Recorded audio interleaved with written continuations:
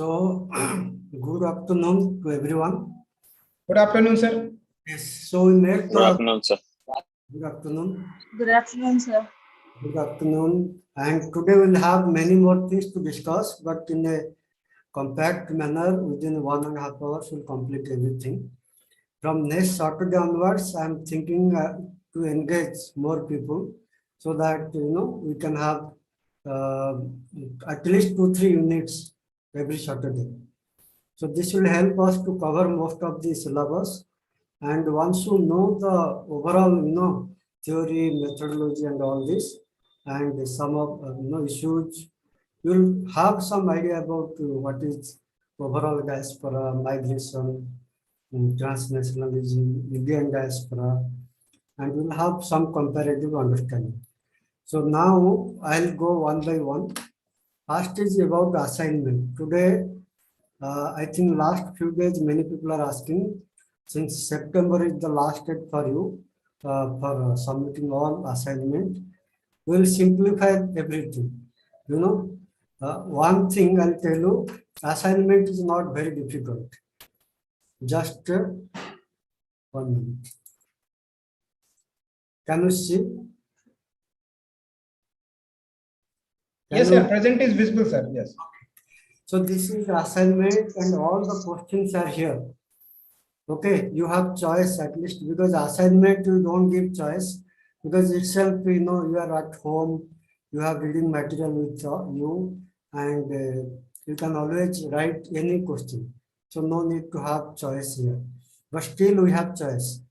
At least one question you can skip. Okay, so these are all assignment for all the courses, including the elective courses, 7th and 8th. Okay, but I encourage all of you not to take 7th and 8th, rather take a project. Project will help you to learn things, and project also carries more values. Whenever you go for any job or anything, project component is very important, because they see whether you have some applied knowledge, whether you have some kinds of methodological, some kinds of grassroots survey methods, that all we employ, whether you have those knowledge or not. So with project, this program can be very valuable for you. So now I'll just say how to write this. In fact, these are all questions. If you have any queries, at least one person can submit or 2 person can submit me some answer. I'll take one class how to write the answer and all.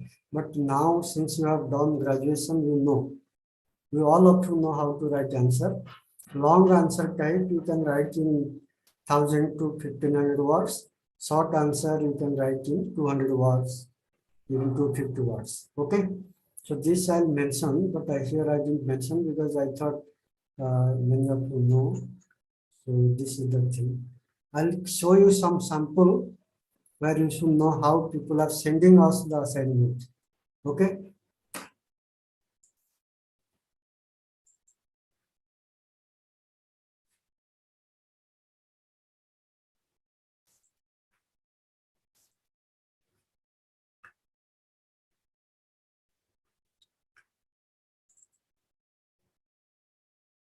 Can you see? Okay. So this is a sample assignment which you will receive through email. You can send the same thing through by post also. But since you are 40 people, 40 students, it is better to send by email, scanned one email, so that you need not. Excuse me, sir.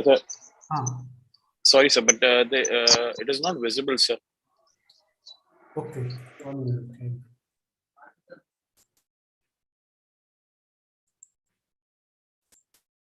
Is it visible? No? Yes, sir. Now it is visible. Yes, sir. Okay. Thank you, sir. Maybe some issue. So I'll give you this template in Word file. You can fill the first page, which only basic information about the course, about the assign a particular your roll number, all this you can fill, and finally the date, and this you need not write because all the information are here. Then what you can do, then you can simply write by hand, no typing, because you are at home, you have to write by hand. Typing, somebody can copy, paste and all this. That's why university discourages people to type things, because somebody can simply, copy paste. That's why when you write something, you will also learn things better. Okay. So this is a long type, you see, first one. So it is, some people write 2 pages, 3 pages, 4 pages, but ideally 1500 word or even 1000 words. Okay. You will know the question and answer, which question demand what, how much, you can know. So these are all answer. You can write like this.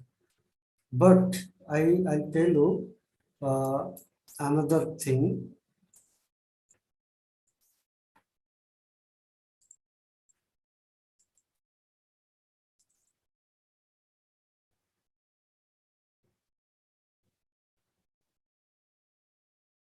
Can you see now? No? 1 minute. 1 minute. Can you see? Yes, sir. Yes, sir.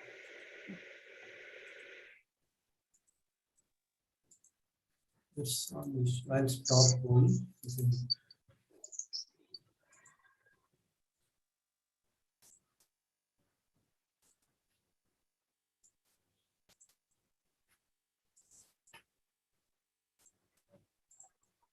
Okay. So this template I'll circulate. Okay. All the basic information first page you write. Okay. The same page I'll circulate you. Then what you do, next page you keep the entire question. You can simply take a screenshot and paste the entire thing. Like screenshot now. Like this you take. Okay. And you can copy and paste. So simply you keep the entire question format so that the examiner will know these are the instructions for a question, and these many choices are there. So examiner will not have any issue. So first page basic information, second page you have the entire question set. You can copy paste from the PDF file. Simply take a screenshot and paste it here. After that, you write by hand from here onwards. You can simply write by your hand and complete the assignment. And once the assignment is over, you can simply email to our email to this. I think you know the email, pgb.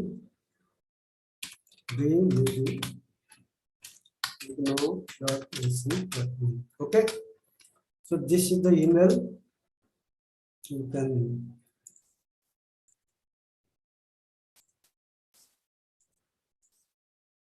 okay, so this is the email you can send. So this way we can actually speed up the process. You send today, you get the mark maybe within a month, your grade card it will reflect. So no need to wait for postal delay and all this. You simply scan and send. So this is the thing I just thought all of you should know, so that there should not be any communication gap. How to write, where to send, when to send, all these are given. Okay. And simply word count, if you see 1500 word for the long type and short type around 250 words. So this is the basic thing about assignment. Okay, clear? Any question you can please clarify now. So basically we have to write by hand, right? Yeah.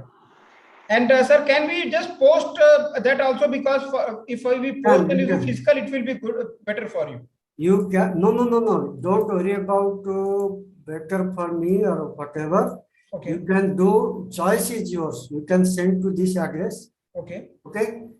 or you can simply scan the thing, and every mobile has a scanner. Yeah, that's true. So you just scan it, send through email, within minute I'll get.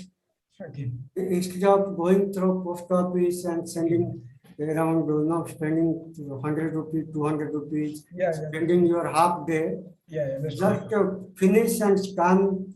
Maybe scanning will take 10 minutes and email another 5 minutes. Okay? It will speed up your thing. When we get more students, the other thing will work out, because right now these are all centrally managed. So few people will evaluate. So not a problem. Okay. Okay. Any other thing we can clear the doubt now? We'll go to next page.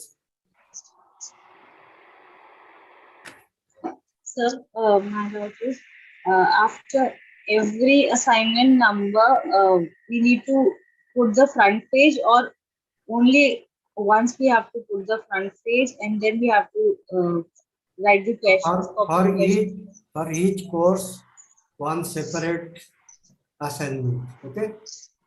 For each course, you have to have front page and then write. So don't mix up with the course 1 to course 2 and all this. So you have 6 of major core courses. You write for all, 2 optional also. All together you can write. But those who have project, they have different procedure. I'll talk now about the project. But regarding assignment, each course should have one file. You write, in the by hand, scan it, and you can even copy all the scan page in a Word file, then convert to PDF, whichever convenient for you. Okay. So,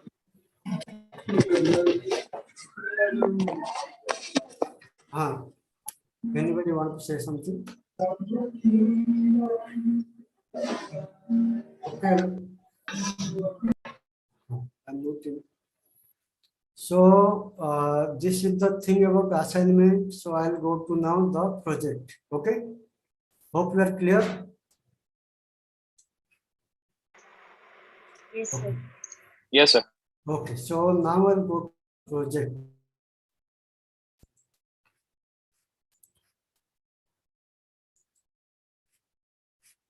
Just 1 minute.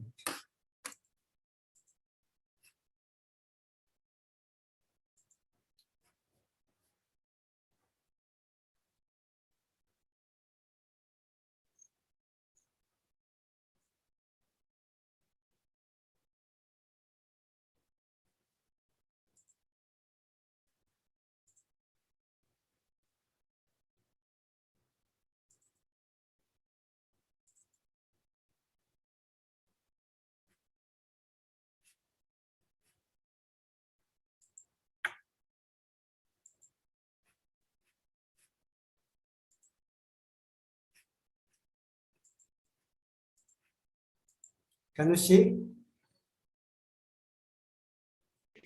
Yes, Manish? sir. Okay. So project, actually project, those who are doing project, they'll get credit for 2 courses, course number 7 and 8 elective courses. So this project is very essential. It is a little advanced actually. People do at MA level, MPhil level, PhD level, but we are getting that opportunity at this stage. Many programs, they don't have project, but projects are very highly valued component of any program. Okay. So usually what happens, you all think of some project and you just share in the WhatsApp whether this topic is okay or not, and then you can write 1 page of synopsis. This is the project I want to do. I have access to field work, and this is the methodology I want to follow. I'll collect data like this, and then this project has this kind of major objectives. And simply you can write 30 pages, 40 pages, 50 pages, whatever, depending upon project. Have chapter, 3-4 chapters. Okay, I'll guide you how to write also, but you prepare some synopsis. I'll share some sample synopsis later on, but this is the way you can do. But there are so many areas you can cover in the project. For example, somebody is working on how Indians have gone to from various ports, like you can say Calcutta port and other ports, to other countries. They can work on archival sources. You can work on simply on Bollywood movies and how the movies, particularly take one or two movies and see the diasporic side in that. There are so many movies in Hindi, in Tamil and all, where you find the diasporic aspect. So you can take single movie or you can take 2-3 movies and narrate those things. So that is another project. Then you can talk about biographical studies. For example, you can bring a case of, Subhash Chandra Bose ka Bahar, means whatever he did on freedom movement, Mahatma Gandhi and all, some biographical thing. Or you can do on diasporic poetry. There are, Jahaji songs. You can bring those and you can narrate them and all those things you can do. Then you can do on popular culture. Popular culture means like there are chutney music. You simply watch some YouTube chutney music, compile, narrate them, and you can compare with Trinidad Tobago, with Guyana, all those things. All are available in YouTube. Okay? And you talk about new media, so many areas are there, like you can find even matrimonial sites, how they work transnationally. Even you talk about how political mobilization is happening, Facebook page of Indian diaspora and all, you can study those. Or you can simply talk about diaspora engagement, like somebody from Bihar. If you can study on how people are going to Gulf and bringing money and how they are using on remittance. Okay, so many issues. Just you have to be creative. Okay, you can even think about diasporic radio program.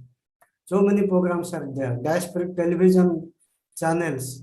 You can even talk about some books, literature books of some people. Some of you maybe you are from literary background. You can even study the book, the writings of Jhumpa Lahiri and all this. Bring those stories, B.S. Naipaul and all. So we have, the sky is the limit. So many issues are there, and if you all need, we can have a special session how to conceptualize a project, how to go about it, how to collect data and all this. We can even form a team, those who are better, like some of you are familiar with field work and all, we can help each other. So that is how we can do. Okay, so Manish. Sir, you are talking about diaspora only. It can be migration also, no? Immigration also in Yes, India. you can do anything. I just gave some example. You can talk about immigration. You can talk about refugee community within India, like Tibetan. You can talk about cities. You can talk about Bangladeshi migrants here. Anything. I'm saying migration also you can talk. Diaspora also can talk. Transnationalism also can talk. Refugee. Everything you can talk. So I just gave some example. Okay, sir. So, is it internal migration also comes under the category? We are actually linking migration with diaspora, so that is only international migration. Okay, sir. Okay. So this program is only for international migration because diaspora doesn't link with the internal migration. Okay, sir. Okay. Okay. Any other?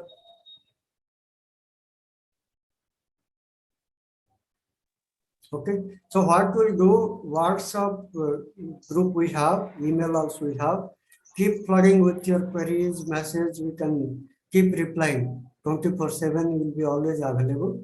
So you got some material now, course 1, 2 and 4, others will be very soon will give. So keep reading and do your assignment, and even give me some assignment, at least some questions, some answers you give, and suggest how to improve them. Okay. So this is the thing we can do. Project component I briefly told, but if you need more clarification, I'll talk in other classes also. Okay. Is it okay now? I'll stop here. Okay. Okay, sir. Okay, sir. Yes, sir. So now I'll present our second topic, that is transnationalism and globalization. Is it visible? Yes, Is it? sir. Okay. So all of you know migration, what is migration and what is diaspora. Last time I told you, migration is, international migration is moving one place to another. Okay. Mostly so many reasons are there. I told push factor, pull factors. There are factors which are, more psychological also. There are factors which are, due to calamity, disaster, war and all, which work as a push factor. There are factors which related to career and other thing which works as a pull factor. So broadly push and pull, or so many other factors are there. So we can think migration from one country to another. But when we talk about diaspora, actually migration is very important for diaspora, because if there is no migration, we cannot think of diaspora. But diaspora is different from migration in the sense, migration is just going to another country, they can come back, they can go to another country, they can lose their culture. And this is happening across the countries, across human civilization all the time. But diaspora is a different thing. It is kind of linking socio-culturally, emotionally with the homeland. Okay, from where they have gone, they are still linked with that country. And today with new media and other thing, this is becoming very much powerful force. In fact, new media is making a real life connection. Okay, people are watching television, clapping, in real life. When you watch cricket match, IPL, whether you are in the field or in the, you are watching, it on the TV, you don't lose time. It is a real time. So across the globe, people are watching it, experiencing as anybody can experience in real life situation. Same thing with politics, same thing with purchasing anything, same thing with everything. So with the use of new media or any form of other media, we are now having a live experience of how to connect with motherland, home country, host country. So all these are happening. So this is a very interesting phase of human civilization. And when you talk migration, diaspora, then the next one, which is very recent actually, that is called transnationalism. So what is transnationalism? If you just divide the word transnationalism, what kind of meaning we create? What kind of thought comes to our mind? Anybody can guess? When you talk about transnationalism, what kind of phenomena you think of? What is that? So transnationalism, I feel that if we look at generally, every individual is related to a particular nation and particular nationality. Transnationalism occurs when you cross the boundaries of a particular nation and you are not associated with a particular nation, rather you become a global person. For example, it is used in a companies also. For example, certain companies are there like Google. We say that they are American company. But there are certain companies like Nestle. They are transnational company. We cannot figure out from which company they are. So I feel the transnationalism is crossing from our own national boundaries, not being linked to any particular nation and being a global citizen. Very, very, very good. In fact, this concept actually popularized by the corporates only. Okay, so now it is applied to human beings, communities, families, even ideas, even so many things. Transnational capital we call, even the kind of currency we use now, dollar, euros, they are very transnational. Bitcoin, you don't know which nation it is having no presence. It can be at the same time, its value and everything transnational. Any country can use Bitcoin. So these are all happening. We are experiencing now. So any other person? Sir, hello, sir. Sir, what you just described is internationalism. No? International currency is not transnational. What I think transnational is something like your status, like dual citizenship, refugee, NRI, that kind of situation where you live. That phenomenon could be transnationalism. No? What you just described is international. Actually, there is not much difference. There is difference, but when you apply to human being, what you are saying is correct. But transnationalism also applies to capital. It also applies to various, ideas. It also applies to corporate. Everywhere, like globalization. It is not just, globalization of idea or globalization of individual. It is globalization of even psychology. You have friendship across the globe. You may not have friendship with your neighbor, but you may have friends in America. Okay? So like, this is actually cut across, it is not just individual existence. Capital is also transnational, idea also transnational, things are also transnational. I gave example of how television channels, how the social media, how is the election happening transnationally. In the sense, if you talk about Indian election, many of you know there is a platform across the globe. For every party, they mobilize across the globe, they celebrate across the globe, they have presence across the globe. So every domain there is a transnational aspect. Okay, so that is what we'll explain now. But this is okay. So we'll be in this unit. We'll be talking about how globalization and transnationalism are connected, and how it's understand the application and impact on the society, culture, and political system. Explore the diverse relationship between the two terms with their similarity and differences. Okay. So transnationalism is very much linked to migration, as you told. It can be migrant. For example, people are going, connecting, networking with so many countries today. For example, people are going to Gulf. If somebody from Kerala, they know better. 30 years back, 40 years back, many Malayalis, they used to go to Gulf. Okay. Now they have gone from Gulf to other countries. Same with Punjab and same with many other states. So they, from one place to next place they go, but the relationship they maintain. So that kind of transnational relationship they maintain, and they create a migration system where it support migrants. If they can, they face problem in Gulf, they'll go to USA. If they face problem in USA, they can come to another country, Malaysia. They need not to come back to host country.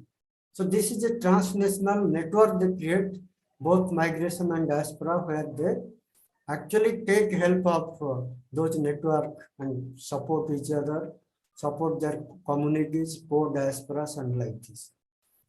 Migration, as I told you, is a change of residence permanently, semi-permanently, for livelihood or any other reason. Not necessarily people migrate for livelihood, sometimes because of survival also. Just may not be livelihood, just they have to survive. Okay, war and so many other places, refugee, they are just going, they have no livelihood option also, they are just passing time in a, kind of jail environment. Many places, some refugees are experiencing like this. International migration is just political boundaries, as I mentioned, national boundaries. Diaspora is a socio and cultural, psychological aspect of permanent international migration. But over the time, you find diaspora is very much, generalized and used for any international migrant. So these three words are very important to think how transnationalism works. You see this picture, these are all interconnected. Some people are connected to 2-3 countries and all. This is just a map I thought it can explain, and people are networked from this country to that country. So when we define transnationalism, transnationalism is a very important term today. It affects diverse area of international governance, including interstate politics, values, foreign policy, international organization, and also personal lives. Non-state actors such as ethnic organization, professional bodies, corporate having transnational presence. For example, when we talk about, all of you know very well, like Gujaratis, Sindhis, Jews, these are all business community, okay? And they got across nation. If you see one Sindhi family living in Singapore, having their another family in Malaysia, another in UK, another in USA, and they get together during festivals such as Diwali and all. So this is a part of our globalized experience today. And nobody can actually, even those are in internally migrant. For example, within India also, we got across state. Your brother is maybe in Bombay, sister is in Delhi, father is in your native place, and we all connect each other every day over phone, over Zoom or whatever, and you meet occasionally. So within country also, and those are very much transnational outside country, they maintain such ties across border, and that is a way of life for several communities for centuries. As I mentioned, Gujaratis, many Gujaratis, when they, even pre-colonial time, they have gone to East Africa and other countries, and from there they migrated to UK and other countries, and you find at a time they have base in India, Uganda, and UK, USA, and all this.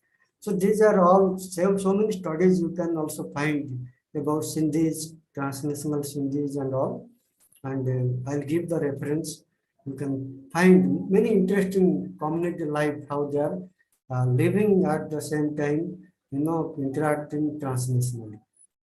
There are also professional bodies, like for example, you talk about sociological association, you talk about migrant association, international association, you talk about any professional, lawyers beyond borders, there are associations like this. So across the globe, there are professionals who are, not only maintaining professional, network, they are also exchanging ideas, resources, and all. For example, you see there are diasporic organizations like Gopio. They have presence in many countries, 15 to 20 countries. New York, maybe their head office, they have offices in Amsterdam and all other places, and they have annual meeting and like this. They have a transnational existence. Corporate, as Manish already told, so many corporate like Google, Microsoft, many Indian companies also becoming transnational. You find, especially Tata and many corporate, they have presence transnationally. In fact, one of the largest transnational companies, Tata company. So they have presence in Africa, Asia, USA, every countries, and they have diverse range of activities. So this actually uh, is a way of life during globalization. You know very well this can be a positive sign. There is a other side also. You must have seen how the transnational communities, even criminals also maintain transnational network. You find the most underworld communities. Those are especially kind of those who operate across nation. There are very big, criminal groups across globe. So they bypass laws of the country and they operate transnationally. Those are very much, there. There are lobby group also who works internationally. So these are all example of transnational, and it can apply to corporate, it can apply to family, it can apply to ethnic group, and all these are there. So transnational perspectives provide deeper understanding into the number of globally contingent social, economic, and political processes, including social movement, governance and politics, terrorism, political violence, and organized crime, among others. You must have seen when political movements happen. For example, Ukraine-Russia war, okay? You find global support. You find protest across in the world, in Europe and other countries. Same thing, any country, something happening, you find protest or support or anything across the globe. Even the kind of, kind of organized crime also fought across nations. So these are all, when we talk about transnationalism, this is the, very much happening across the globe, and social media, transport, like, very quick transport and all, actually is a driving force for making transnationalism more, in the sense, more sustainable. Okay. In fact, transnationalism is not a new term. It was first cited in 1916 by American writer Randolph Bourne in his paper Transnational America, describing what today we call multiculturalism. Like many concepts, many terms, transnationalism also first used as multiculturalism, but that was the time it originally used, but later it evolved. Same with diaspora, initially it was used for Jews, means those who actually have kind of, painful execution from their mother countries and longing to come back. But today it has evolved a lot, Jews are only one form of diaspora, but when you talk of diaspora, there are many forms of diaspora, which may be just opposite to Jews. So like that, this term also evolved, and now we not come up with multiculturalism. Some of you, like Manish told, internationalism. So these are very closely, some aspect they actually share with transnationalism. Okay, when you talk of multiculturalism, it is entire, various culture coexist in one place. Big cities like London, USA, even Delhi also to some extent. So big cities, you have different national culture, different culture across globe, they are coexisting. That is multiculturalism, and it actually evolved in Australia as a policy option to address the conflicting issues of several cultural tension, cultural contestation happening. So they used this multiculturalism term in a policy. So after that, this term also used in a larger context. So this was the original use of transnationalism. Then it was later used in a variety of sense. So transnationalism, as defined by Bass, is a process by which migrants, through their daily life activities, create a social field that cross national boundaries. As I mentioned, Gujarati business trade group, trade families, enterprising family, Sindhis families, community organization like Gopio, professional bodies.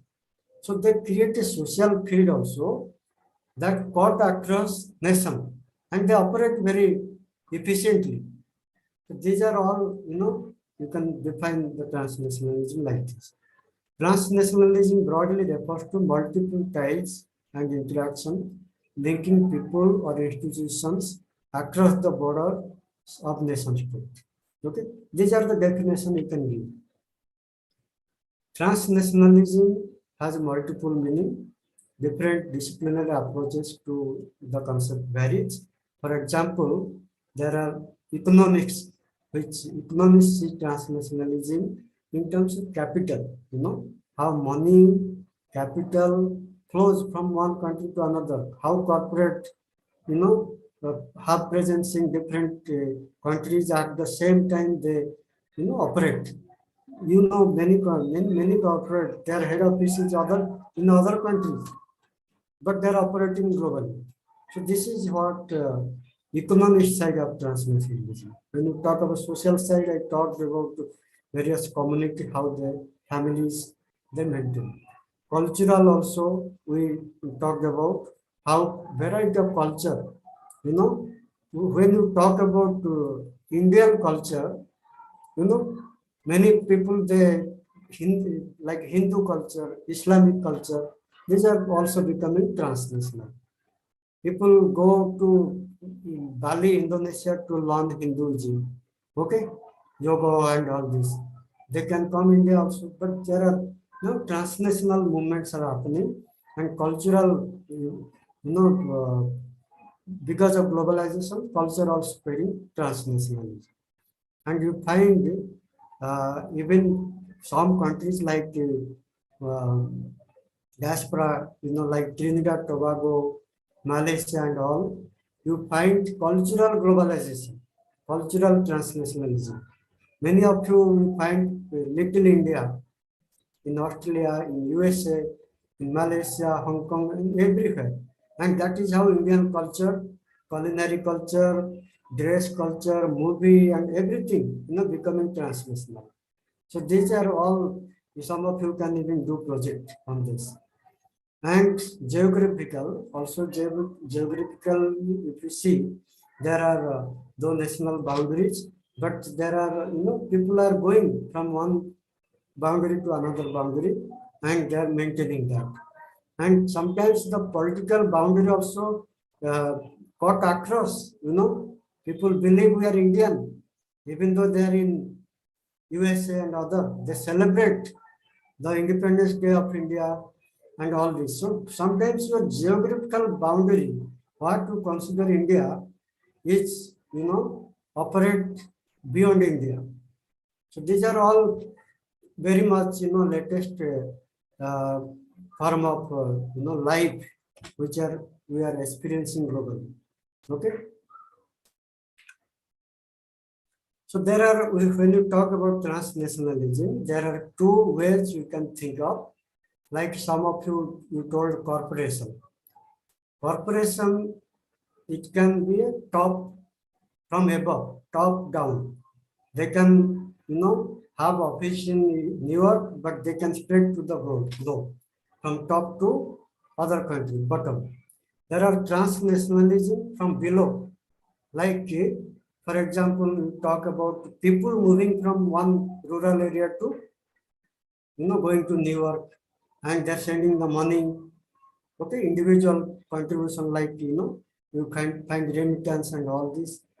So all these are people, one person, they are going from grassroots to, other place, and they're impacting the transnationalism. That is transnationalism from below. Okay. So this is two way it can happen. So this is what we are experiencing. Like when we talk about transnational economic sense, which we talk about investment. Okay, there are transnational investment, transnational remittances. Okay, people, when you talk about migration and diaspora, people can work in several countries, 3 months in Malaysia, 4 months in Gulf. Many professionals are working also like this, and they're sending remittances. And many are another trend is happening. Many are working while traveling. Okay, they can be a performing artist. They can they can be yoga teacher. Today, one year they can spend in New York. Next year they can spend in Singapore. So there are some skills and knowledge you are globally supplied, also demanded also. So there are people who are moving across and sending remittance also.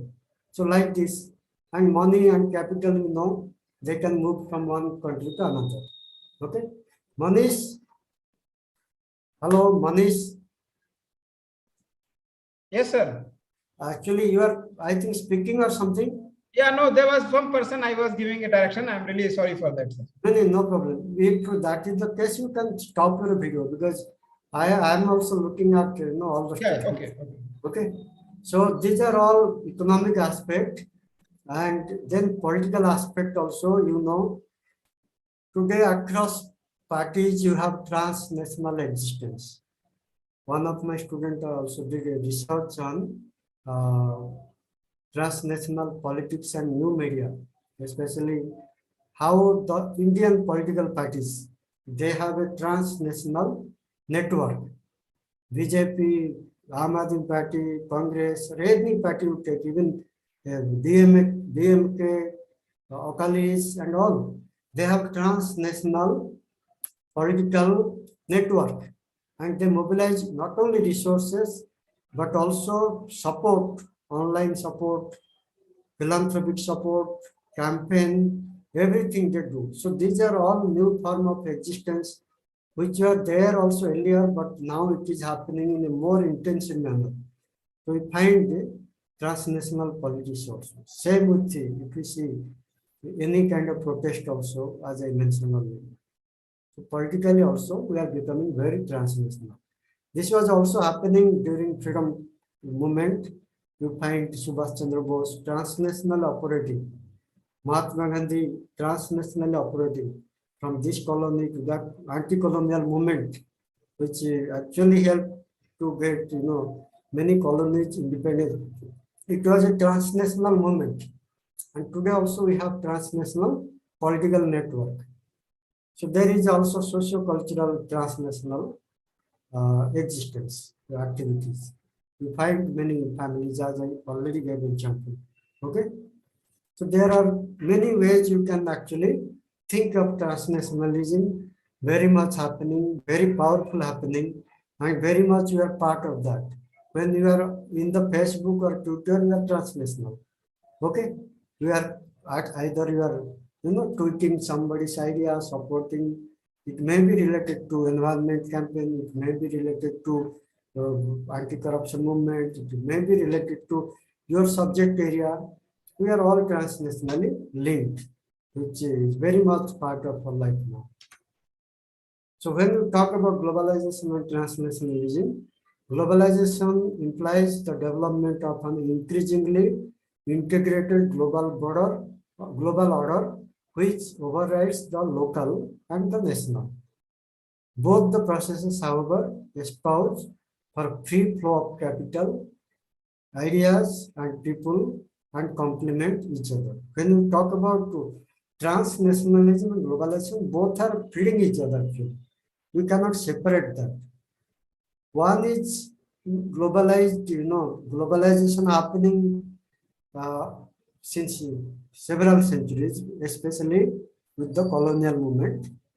British, French, Dutch, they have conquered the world, most part of the world, made them colonies, exploited the resources, channelized the resources, and they made a globalization of goods and services, political network, and all this. So globalization, they created a global infrastructure also with transport and all this, with the postal service, with the kind of communication system where you can communicate across the globe through telephone, and now lately we find internet and all this.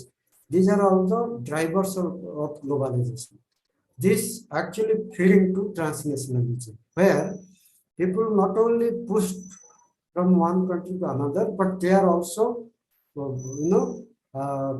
making globalization sustainable by themselves participating in this through, like remittance, I told you, sending capital, sending money, acting as a philanthropist, sharing their ideas. So they're participating in a globalized movement transnationally. Okay, one professor can talk. Most of our program now, we see our participants are now even outside India. They are staying. So this is also a form of transnational, sharing of ideas, and education is becoming transnational also. So this is all part of our life now. So this is, as I mentioned, globalization and transnationalism. They are inseparable. They are feeding to each other.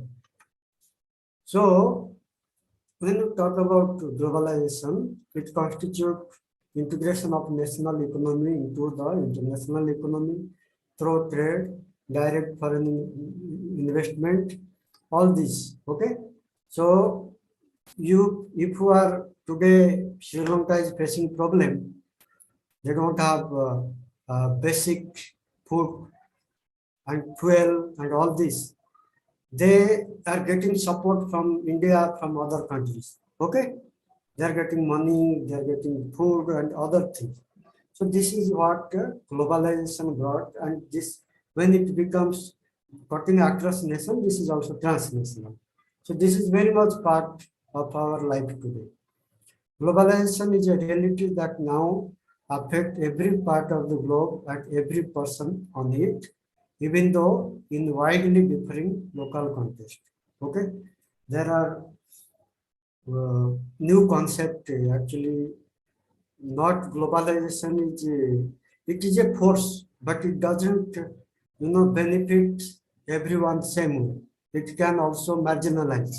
Okay, many countries, because of globalization, in the history of colonization, it prospered European countries, but it marginalized many Africa and Asia. Now those are capable of riding the globalization. They are also coming with the they are like China and India of recent times, last few decades. They are also taking both the positive side of globalization, but it is also affecting the society in a negative way, many countries.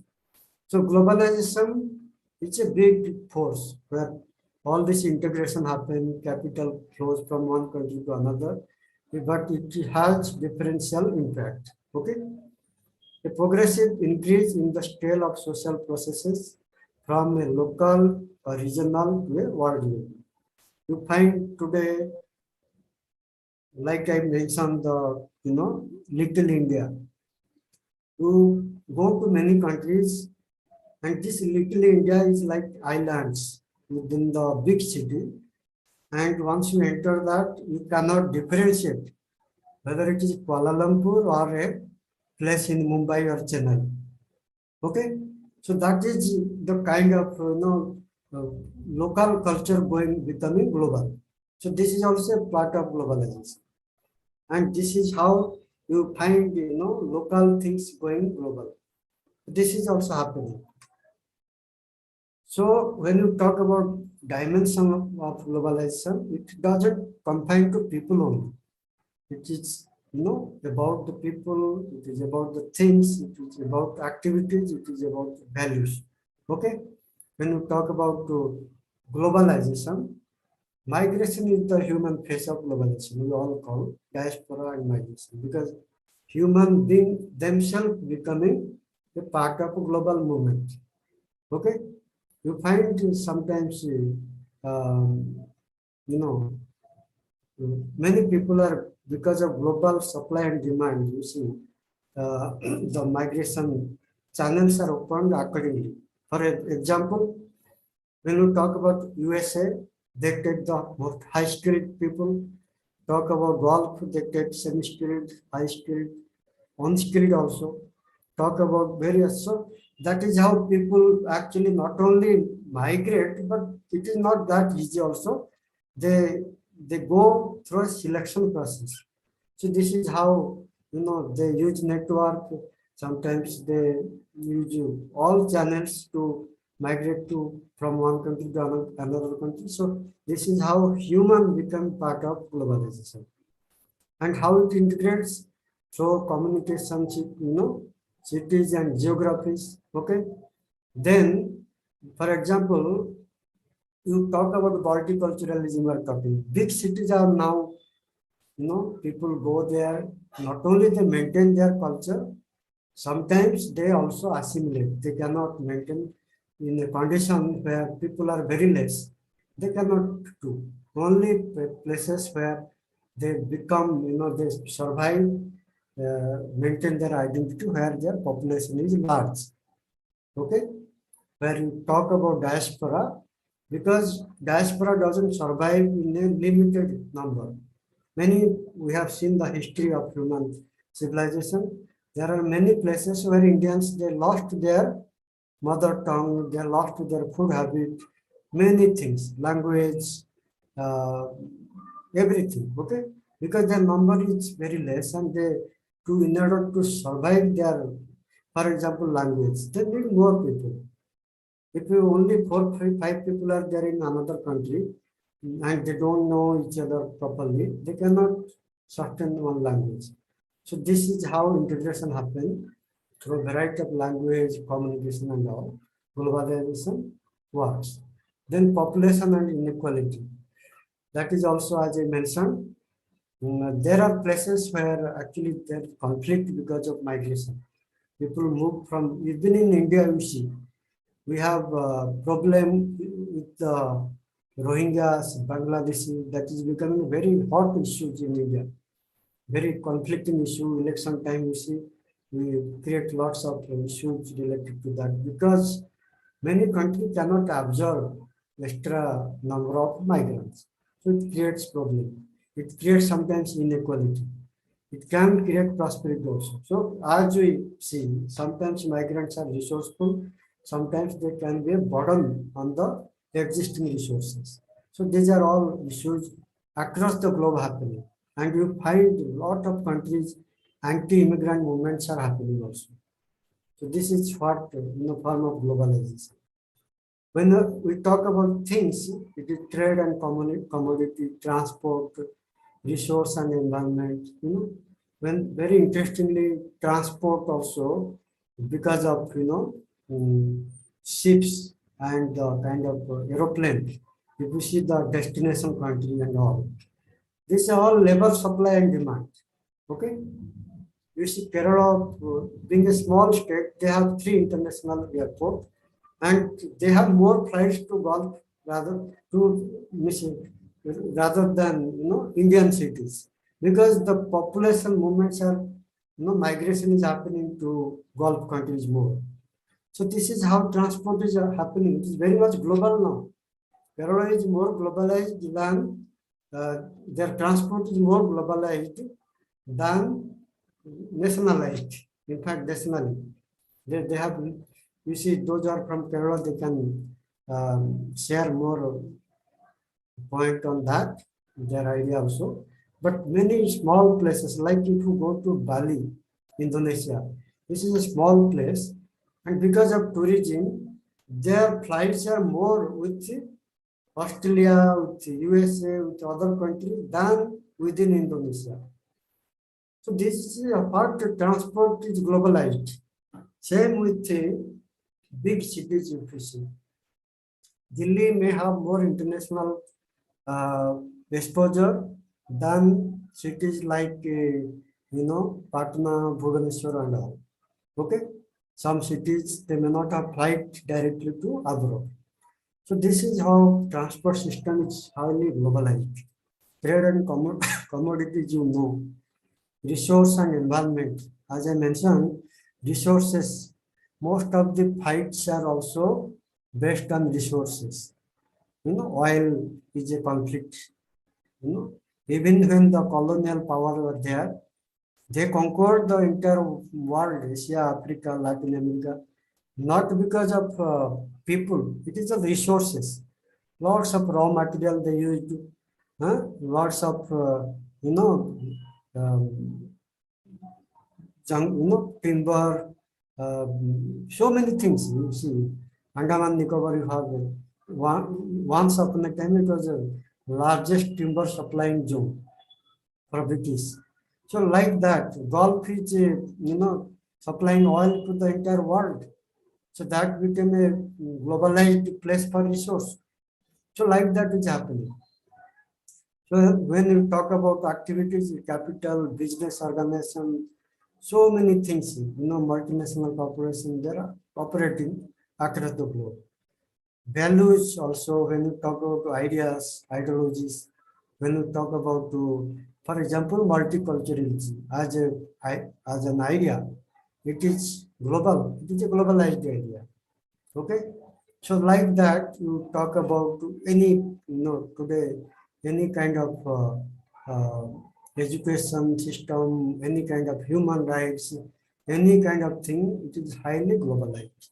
So this is in a nutshell, is various dimensions of globalization, which is affecting people, things, action, and values. Okay, so now we'll go to how both the terms transnationalism and globalization linked.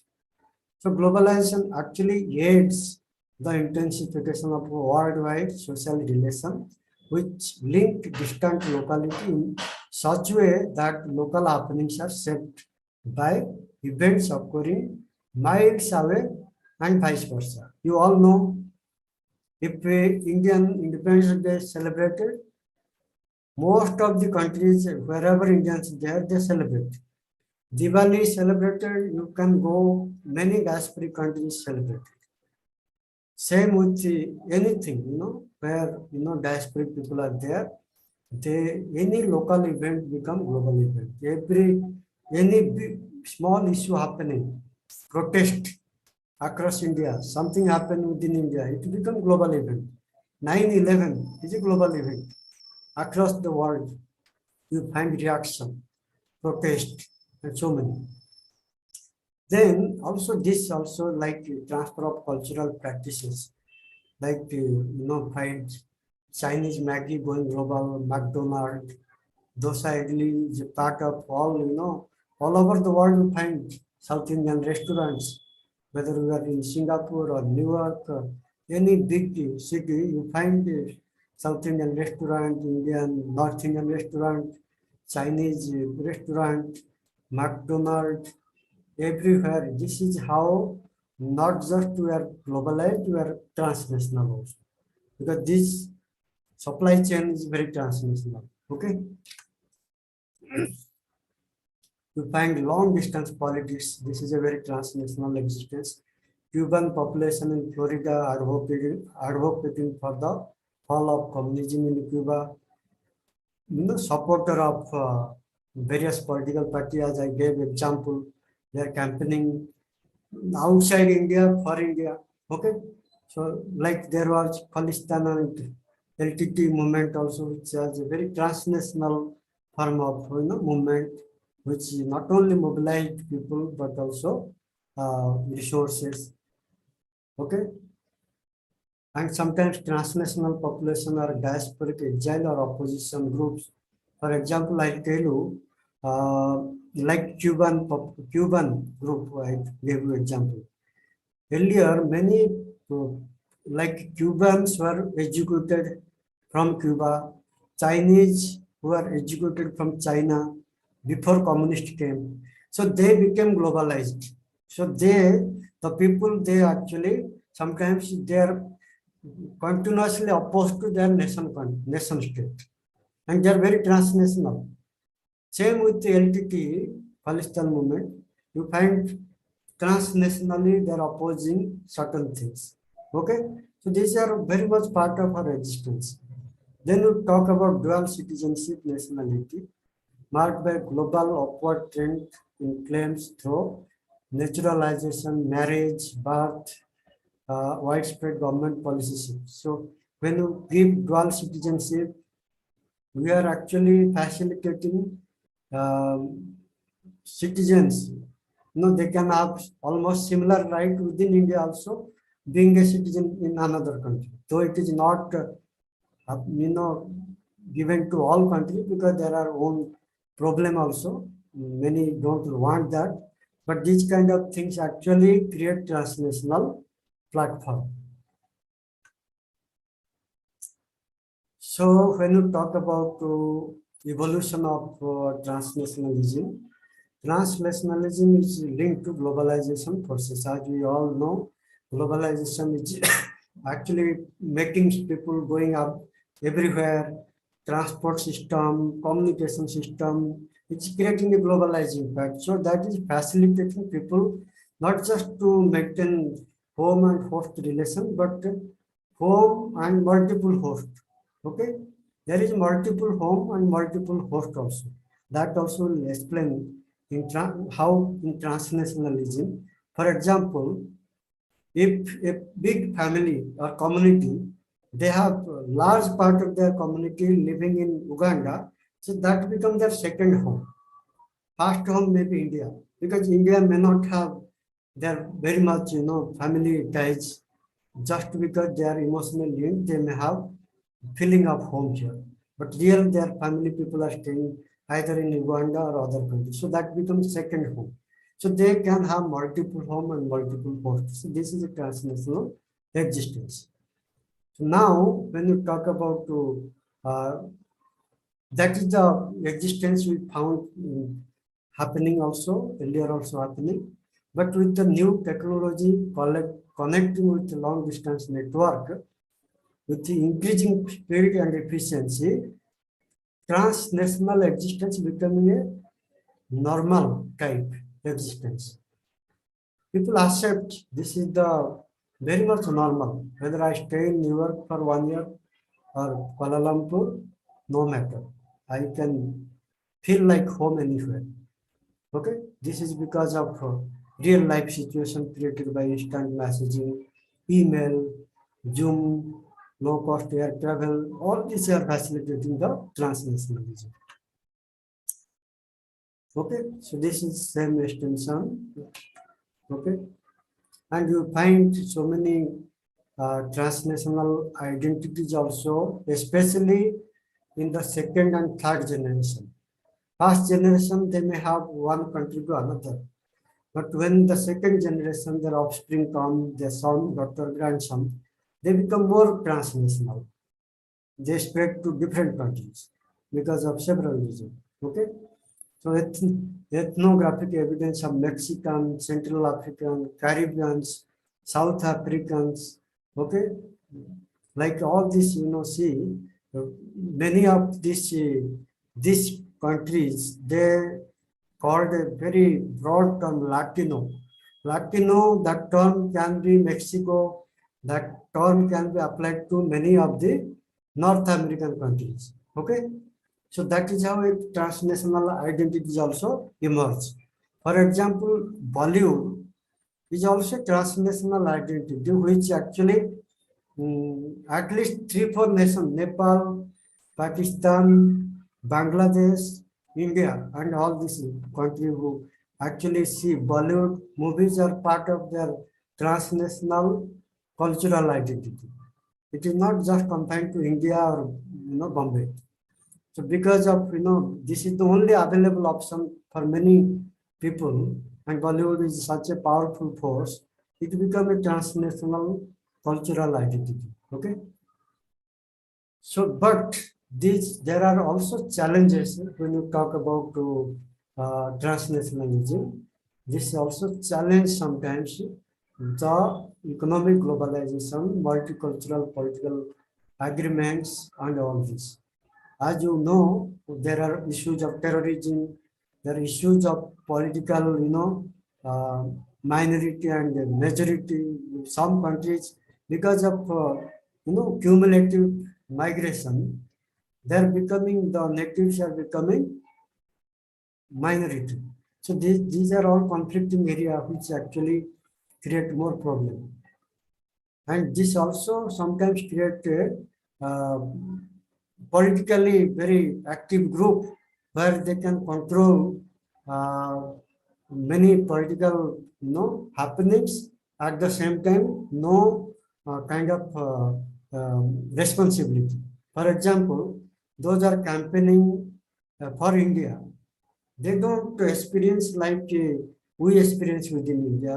Any political parties, people are campaigning from New York, people are campaigning from other countries. They may make a party win, they may give money, but they may not also have any responsibility. Whether party win or not, they don't experience directly as the citizens of India will experience. So there are so many challenges within the home country and host countries. Okay, people also think about national, anti-national, whether many people who are coming from outside country, whether they are really love our nation or not. There are so many cross-border multiple identity issues. People are simply feeling uncomfortable with so many identities. Whether we call America or America hyphenated Indian or simply American. These are all contestation, and you find recent hiring in a school gone, America it is happening. Most of the killings are related to actually ethnic minority people. So they don't like ethnic minority coming so much, and they they perceive that they are probably they will take our country to their hand over time. And this is a demographic thing happen anytime if you facilitate migration. So this is a conflicting thing happening in many countries, in UK, America and all. Okay. So we talk about immigrant or diaspora develop their own network, ideologies, living style, etc. There will be demographic shift, as I mentioned. There will be ethnic conflict. Okay. There are already history of ethnic conflict across the globe. These are some of the challenges. Okay, when you talk about Indian diaspora and transnationalism, in fact, Indian diaspora spread across, I think, almost every country, but there are some sources which say more than 100, 150 countries. And cumulatively, both international migrants and diaspora put together, various sources we see, there are around 30 million total population, which is a very, very big number.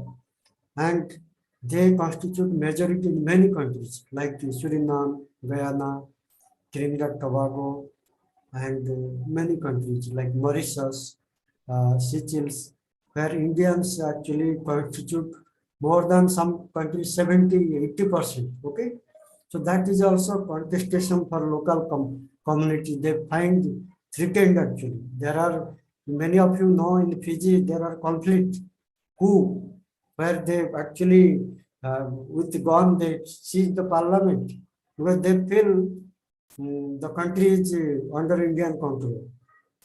Okay, so there are conflicts happening. Then there are related to family into several countries, twice migrants. So these are so many issues we have in hand when you talk about transnationalism. Also, when you talk about transnationalism, there are when you think of Indian, there are two forms of transnationalism: old Indian diaspora, new Indian diaspora, and their transnationalism very different. Okay, when you talk about old Indian diaspora, especially in big cities like New York, you'll find coinage of Indian origin. Okay, They have different associations, they have different network, and they are very comfortable with their old community. Like Guyanese are very comfortable with Trinidad and Tobago, people of Indian origin from there. But you find also new Indian diaspora, like the professionals, those are going from India recently or last 30, 40 years. They have a different kind of association. Okay, so their dynamics, their network is different. When you talk about transnationalism, both are different. Their cultural orientation with India is different. So all these are very much, we can debate and discuss. When you read more material, we know. Okay. So globalization is very much linked to both diaspora and transnationalism because it actually intensifies that movement. It intensifies more migration, more kind of migration system it creates where migration becomes sustainable and all this. Okay. It is also globalization also create not just a real movement of people, but also virtual space it gives, like the internet, like social media, and so many things. So that way, it is very, very important area, and we can only study this from the interdisciplinary point of view, and it is a very rich area actually. Transnationalism is a very, very rich area, and I also suggest to some of you should do project in this area because you can actually see how things are happening.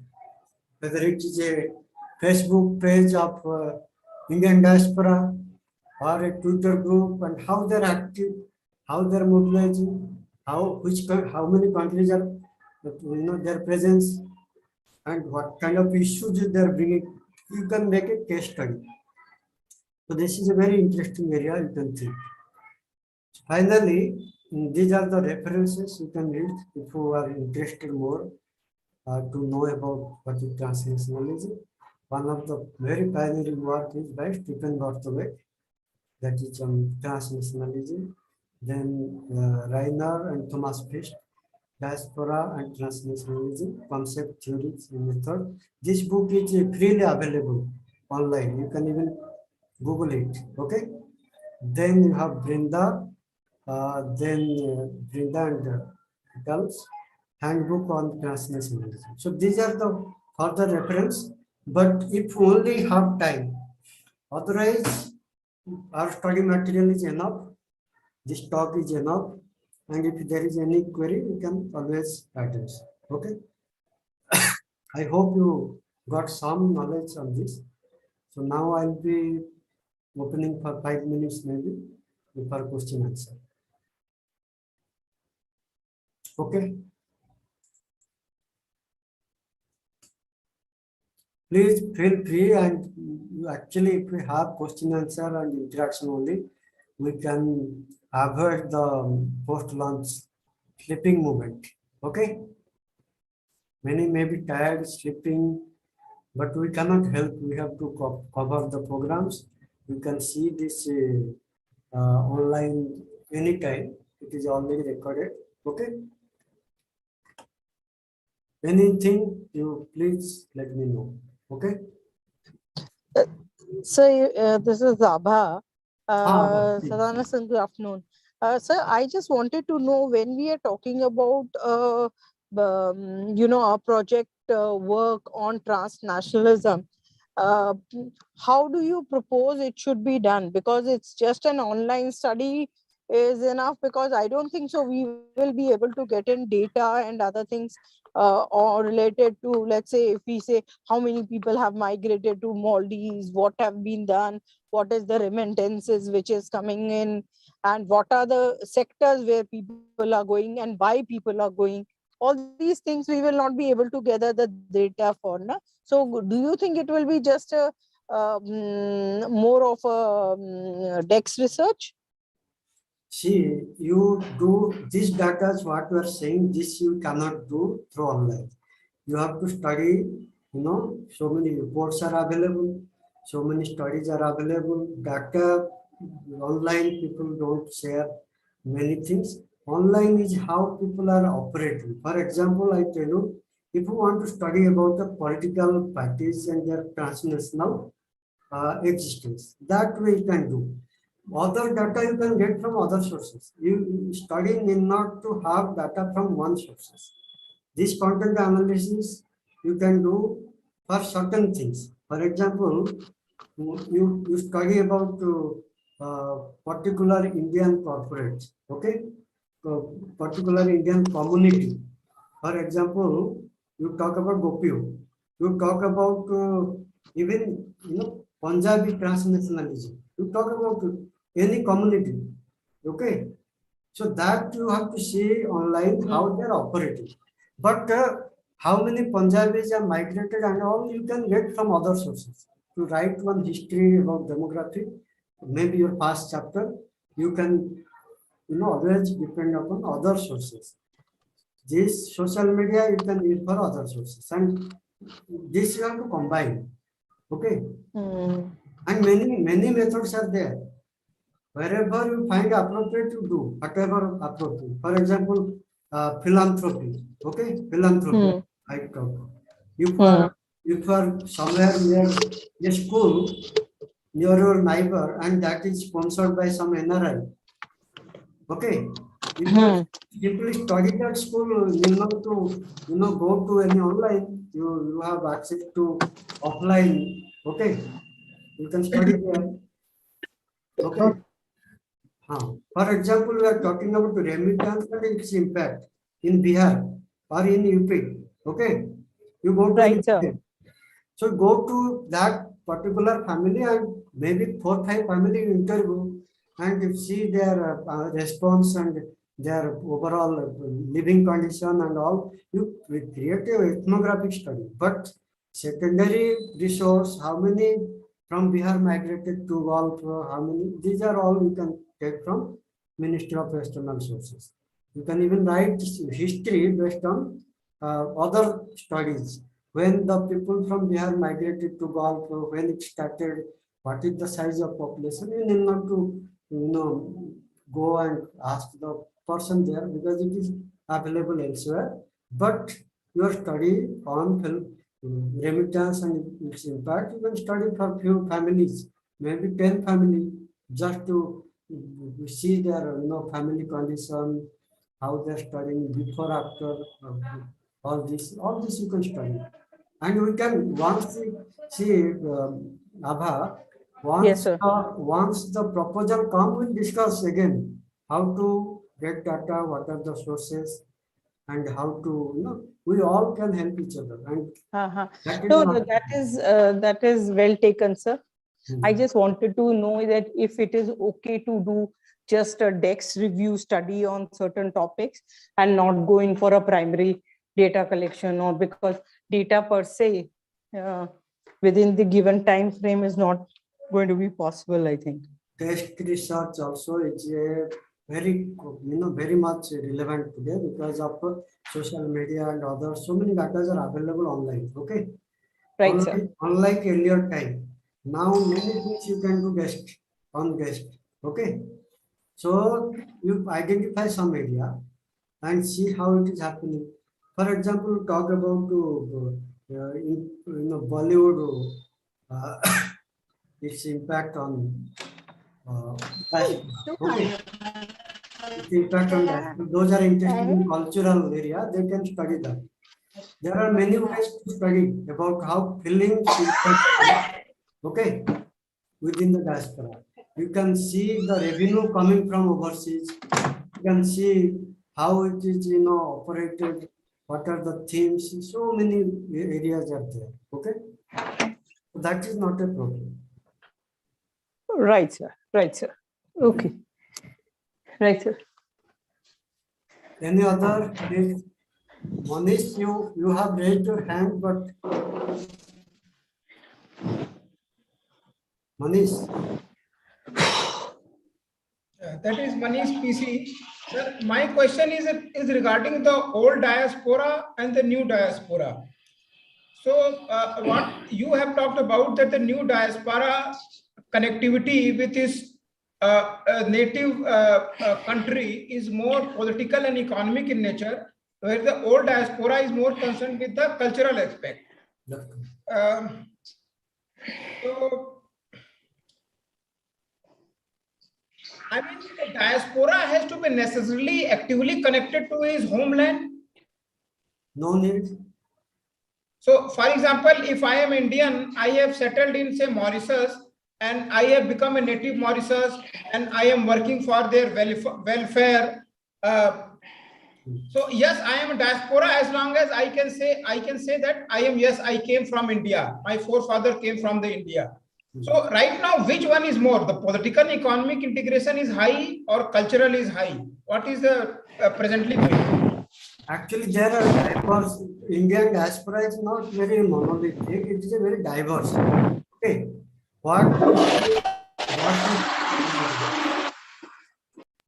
to see in USA is not same as what you see in Mauritius. Okay, Mauritius people are cut off, but they are very much imagine they think about India. You see, it can be imaginary. Home link is not necessarily real. Can be imaginary. People nostalgic feeling. See, that is important. You remember about your childhood. Okay, you need not necessarily go to your native place and call your friends and all the time, but your nostalgic itself is a diasporic feeling. Okay, it can be imaginary, it can be real. So this is where you see old diaspora is more form of imaginary, where they cannot afford to come to India because you need resource, you need family links. Many they lost the family link, okay, because they have gone already 5-6 generation is over. They have no family link, okay. Whereas new diaspora, they have almost first, second generation. They have their family, living here till uncle, grandfather, and all this. So they have reason to come back, reason to maintain relation, and this new media is helping. When the old diaspora went, there was no telephone, there is no social media, so their linkages are different. New diaspora is different. Okay, it's obvious. Okay.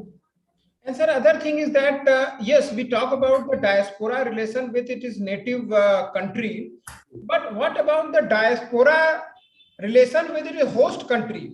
For example, what I find that in the host country government always looks at the diaspora with a suspicious eyes. For example, during the World War II, in the USA, the Japanese people from the Japanese diaspora was isolated. They were put in actually a camp, right? Similarly, if we look at in the Greece, where the Turkish diaspora is there, they are always seen as a suspicion that they can do some anti-national activities. So ideally what should happen? The host country should look diaspora that these are the best brains which have migrated, and I need to make the best use of their capability. And this is the premise on which the USA is formed. So what actually is happening? Which countries they look diaspora as an asset, and which countries look diaspora as a liability? Every country look both ways. See, when you talk about economics, that aspect comes, they think contribution. When you see politics, this is just opposite. Okay, because political power is a game of demography. Okay, so once you see many countries, there are examples when people migrate, they over time they take over the country political power. Okay, it happened to many Indian in Guyana, in Mauritius, all this. Okay, native people are, so this apprehension is there in many countries. So USA is a economic, it's economically more powerful because they are the top economy in the world, and the immigrants are the contributor of their economy. And today they reject immigrants, tomorrow they will become, their economy will collapse. So they cannot avoid immigrants. They have to sustain their economy. So there is an economic necessity, but politically it's a conflicting, because you see the recent time, all this bomb culture, people are killing. Mostly they are targeting minority schools, which is operated by minority. You see, this is the latest one shoot was Mexico school. Okay, so like that, that will be there all the time, where the America is equally controlled by politics and economy. When you see Microsoft, many big corporate in Silicon Valley and all, they actually their supply demand is global, whether it's capital or human resource. They cannot avoid international talent, but politics can avoid, because they can simply make anti-immigrant, rhetoric, narratives, and they can create problem. So this is a, US will find both things are actually contesting. Sometimes one is superseding the other. Okay, last few years during Trump time, you find lots of anti-immigrant, protest, and Mexico wall, this immigrant restriction, all during Trump time. Now things are again, you see, USA taken maximum number of students this year, last 2 years, Indian students. So then again they open, because they cannot survive without immigrants. This is what the story of USA. When you talk about other countries, the story is different, because their economic, they are not thinking. They are more concerned about political power. Okay. Yeah. So, sir, you rightly said that in a nutshell, you said yes, that as when economically is concerned, economically they are beneficial for them, but when they started making political impact, then the native that is really true. For example, what I have seen that in the Germany, the Turkish diaspora is there, and when there are election in the Germany, for example, Erdogan goes to to Germany to campaign, because those people can influence their relative in this thing, and then it becomes a problem, and more so when both countries are at odds, then it becomes a real serious issue. That's true. No, it happens even in cricket match. You just see, even in UK, there is a match between UK and India team. Many support India there, so they will obviously feel, something. They think that these Indians are not loyal to our country. Okay, so like that happening, and this is actually fueling that suspicion. When any cricket match or any leader goes from here to their country, we see the kind of response they get. That creates problem. So politically, they create a kind of narrative to match that. Okay. So okay, then anything else, or I'll stop now. Okay, sir. Goodbye, and you have the record here. Sir, so today lecture is over, right? Over. Every day, every Saturday, 1.5 hour, around 1.5 hour lecture. No, we may increase, because if you all agree, we can increase to 3 hours. I am okay with that, sir. Okay, so that will cover many units, and more than that, you see, you'll interact with many people and you feel active, and we should not, have more dropout. 40 students joined, all should complete by December. Okay. Timely we should complete. Okay. Take care. Bye. Thank you very much, sir.